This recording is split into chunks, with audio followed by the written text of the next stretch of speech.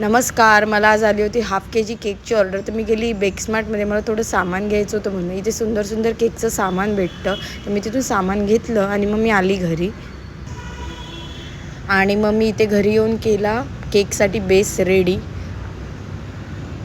आणि आता आपला बेस रेडी आहे.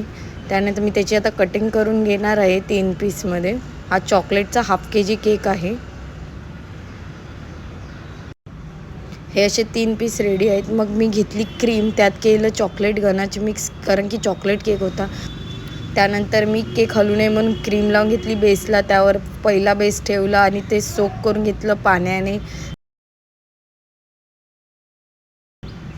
त्यावर मग मी घेतली एक क्रीमची लेअर, ती प्लेन करून घेतली आणि पुन्हा एकदा गनाची लेअर टाकली मी चॉकलेटच्या, जेणेकरून टेस्ट खूप छान येते.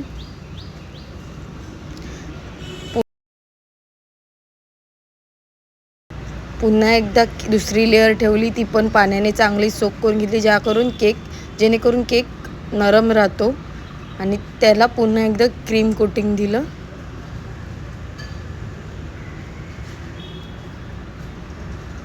आणि ती पण क्लीन करून घेतली आणि साईडने सुद्धा कवर करून घेतलं.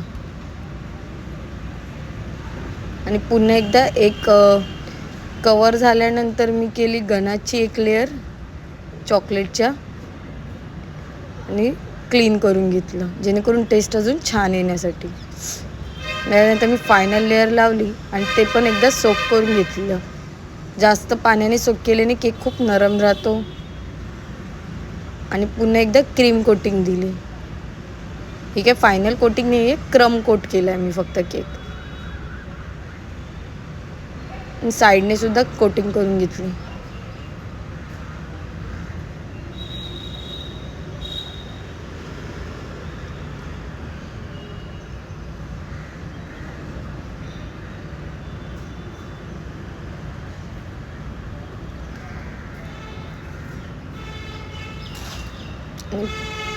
हा होता आपला क्रम कोट.